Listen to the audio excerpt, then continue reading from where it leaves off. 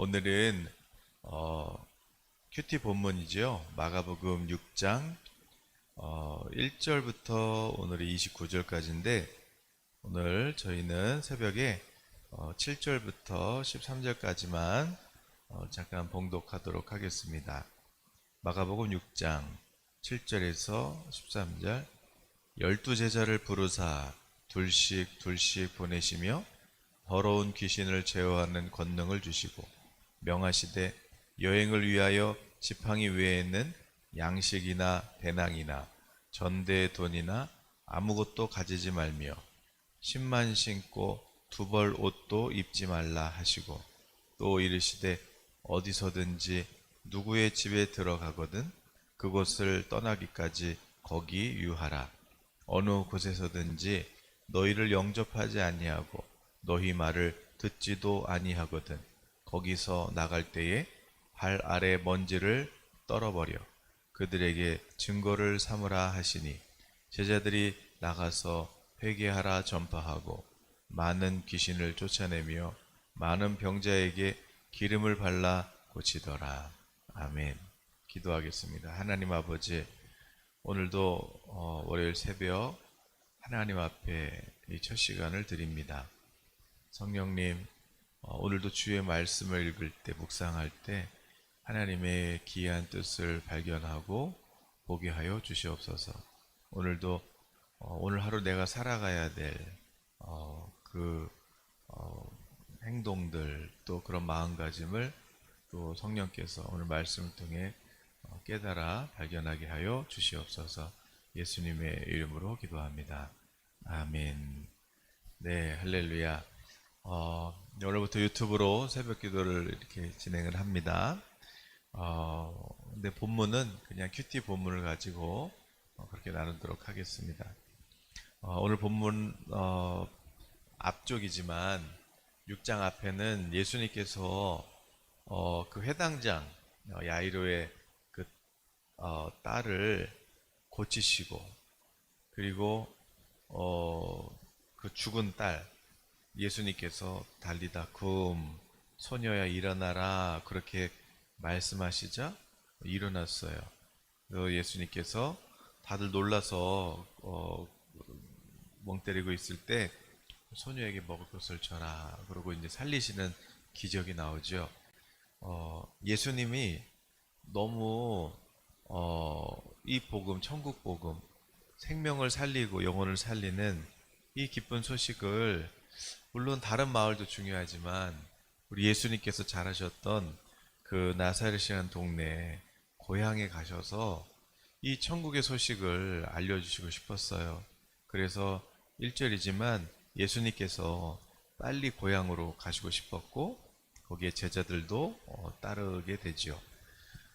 그런데 놀랍게도 안식일날 회당에서 예수님께서 말씀을 전할 때 사람들의 반응은, 아니 어디서 이런 지혜, 아니 어디서 이런 능력, 이런 권능, 이건 어디서부터 온 거냐 놀라요.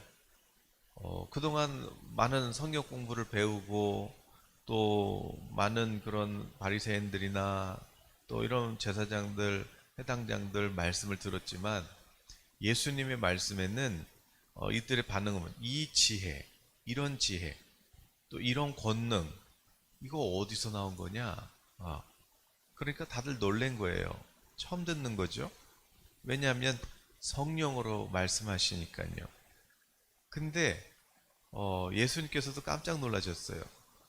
너무 정말 사모해서 고향에 먼저 오셨는데, 그러나 사람들의 반응은, 근데 말씀은 좋고 능력도 다 좋은데, 그런데 에이, 저 목수 아들 아냐? 마리아 아들 아냐? 저기 요셉 형제 아냐? 이래서 예수님을 배척했다 그렇게 말씀하고 있어요. 그러면서 예수님께서도 참 믿지 않음을 이상하게 여기셨어요. 단지 몇 명만 안수해서 병을 고치실 뿐 아무 기적도 행하실 수가 없었습니다. 예수님께서 선지자들도 그렇게 자기 고향에서는 존경을 받지 못한 것처럼 예수님께서도 뭐 그런 길을 걷게 되는 거지. 그럼에도 불구하고 참 이상하다. 그렇게 놀라셨어요. 여러분 오늘 여러분이 정말 내가 마음 먹고 또 내가 작정하고 기도해서 그렇게 내가 복음을 전했는데 그런데 어, 오히려 반응이 좀 이상하다라고 여겨지시거든. 이상한 것이 아니라 당연한 것일 수도 있어요. 그런데 예수님께서 이렇게 배척을 받으시는 오히려 이 사건이 오히려 하나님의 나라 복음은 더 확장되는 어, 그런 저기로 바뀌게 되는 거죠. 그래서 오히려 배척을 당하신 일로 인해서 예수님께서는 이제 12제자를 부르시는 장면이 나와요. 그래서 예수님께서 12제자를 부르시고 2명씩 이렇게 짝을 맺고 그래서 제자들을 파송하는 그런 장면이 나오죠. 여기 보니까 먼저 첫 번째 예수님이 제자를 불러서 그리고 제자들을 파송하고 근데 그냥 보내는 게 아니라 권세를 주셨어요. 더러운 귀신을 제어하고 병을 고치는 권능을 주시면서 바로 예수님의 이름의 권세를 제자들에게 주시면서 그리고 제자들을 파송하죠. 권세. 아무리 여자 경찰 키가 작고 그런 여자 경찰이라도 제복을 입고 있으면요 도로에서 트럭 기사든 뭐 누구든 호루라기 또르륵 불면 멈춰야 되는 거죠. 권세잖아요. 정부에서 주는 권세, 천국에서 주는 권세, 예수 이름의 권세가 있어요. 여러분이 부족하고 여러분이 뭐 능력이 없어도 예수 그리스도의 의의 옷을 입은 여러분은 제복을 입은 거예요. 그래서 여러분이 병든 자에게 손을 얹으면 낫는 것이고 여러분이 예수님의 이름으로 선포할 때 그럴 때 악한 영도 묶임을 받고 여러분이 제어할 수 있는 권세를 주시고 오늘 성도가 뭐예요? 교회가 불러서 모인 사람들이잖아요. 왜 불렀어요? 보내려고. 어디로? 세상으로. 근데 그냥 보내요? 아니죠. 여기는 일이 때가 많은데 권능을 주셨어요. 오늘 저와 여러분을 불러서 세상에 보내시고 그런데 그냥 안 보내고 권세를 주시고 예수님께서 이 전도 여행에 있어서는 뭐 돈도 필요 없고 그리고 뭐 옷도 필요 없어. 그냥 내가 그 필요한 것들은 내가 다 줄 테니까 그냥 가서. 그러나 지팡이 하나 신은 신고 지팡이 하나 잡아야지. 왜냐하면 이 양떼를 삼키려는 그런 뭐 일이 때가 많으니까 이 영적인 싸움이니까 지팡이는 하나 가지고 가야지. 또 방향을 제시해 줘야지. 그래서 하나 들고 나가는 것이죠. 그런데 오늘 나누고 싶은 말씀은 뭐냐면 이렇게 예수님이 제자들을 권세를 주셔서 보내셨잖아요. 그런데 이 전도 여행에 이 전도의 힘이 얼마나 크냐는 것이에요. 여러분 제자들이 이제 전도 여행을 이제 나가요. 그래서 이제 회개하고 이제 예수님께 돌아와서 하나님의 자녀로 살아라 이렇게 전도를 하자. 당연히 예수님께서 주신 권능을 가지고 귀신도 쫓아내고 많은 병자들도 기름을 발라서 고쳤다고 그렇게 말씀하고 있죠. 그런데 자 예수님께서 제자들에게 그 예수님의 이름에 권위를 주셨잖아요. 그 이름으로 선포를 하니까 온 동네 다 흩어졌잖아요. 동네마다 온 동네 예수님의 이름이 드러나기 시작하자 무슨 일이 일어나요? 천국의 복음이 세상 나라에 전파되기 시작하자 그러자 세상 임금 헤롯 왕이 요동칩니다. 천국이 땅을 이렇게 침노하니까 땅이 진동하기를 시작하는 거예요. 그래서 14절부터는 어떤 일이 일어나요? 예수님의 이름이 드러난지라. 자, 예수님 제자를 불러서 파송했어요. 천국 복음을 전했어요. 그러자 예수의 이름이 드러나니까 무슨 일이 일어나요? 헤롯 왕이 들어요. 그리고 야 이거 헤롯 왕의 반응은 뭐예요?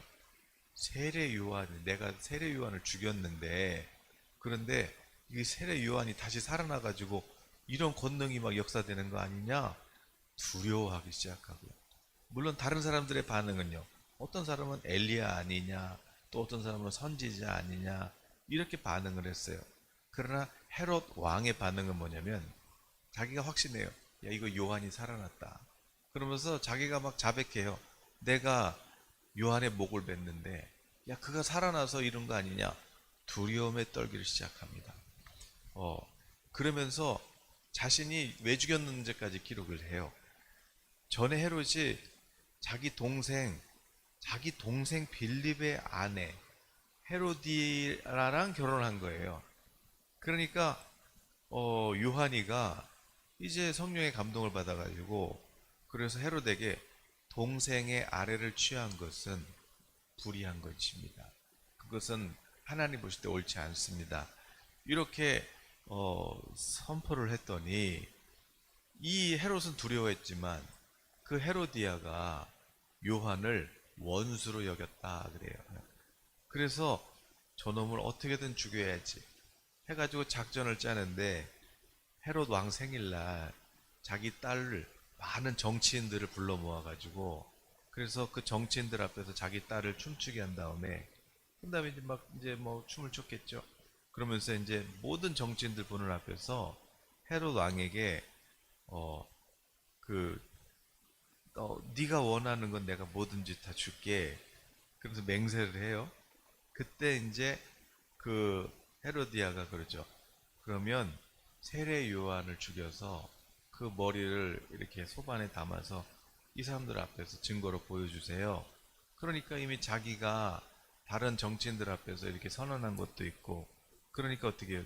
자기는 두려워서, 왜 옳은 말을 했으니까. 그런데 그 헤로디아 때문에 결국 요한 사도를, 세례 요한을 죽였다. 이것을 왕이 그렇게 자백하게 만드는 것이지요. 그래서 어, 그러니까 이 사건을 보세요. 제자들을 보냈어요. 예수님 배척하니까 오히려 복음은 더 확장됐어요. 그 제자들이 나가서 예수님의 이름을 전하니까 예수님의 이름이 드러나요. 예수님의 이름이 드러나니까 무슨 일이 일어나요? 왕궁이 진동을 해요. 왕이 자신이 하나님 앞에 범한 죄를 자백하고, 그리고 왜 죽였는지까지 그렇게 자백하게 되는 것이지요. 두려움에 떨게 되는 것이에요. 그러자 30절에 무슨 말씀을 하세요? 사도들이, 예수님이 이렇게 보냈던 제자들이 이제 전도 여행을 마치고 돌아와서 보고하는 장면이 나와요. 무슨 얘기냐? 전도. 예수님의 이름을 전하는 것이 얼마나 큰 힘이 있는가. 오늘 사랑하는 여러분, 내가 나라를 바꿔야 돼. 내가 정치를 바꿔야 돼. 아니요. 오늘 하나님께서 여러분에게 보내신 그 장소에서 여러분은 그렇게 예수님의 이름만 전하고 선포할 때, 그럴 때 나라가 움직이고 왕이 움직이고 정치인들이 움직이고 세상의 역사가 바뀌는 것이에요. 여러분이 무엇을 하는 것이 아니라 여러분이 그냥 내가 맡겨진 한 영혼에게 예수님의 복음을 전파할 때, 물론 받는 사람도 있고 받지 않는 사람도 있지만, 그러나 그거는 우리 알 바 아니에요. 뭐 안 받으면 그냥 먼지 들고 나오너라. 그리고 다른 사람한테 전해.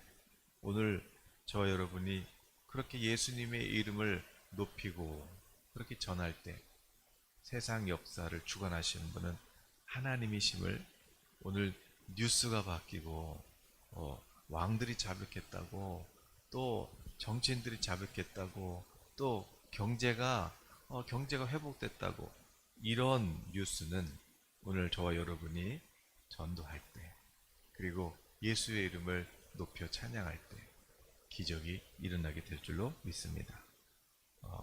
기도하겠습니다. 하나님 아버지 감사합니다. 오늘도 새벽 예배를 하나님께 드립니다.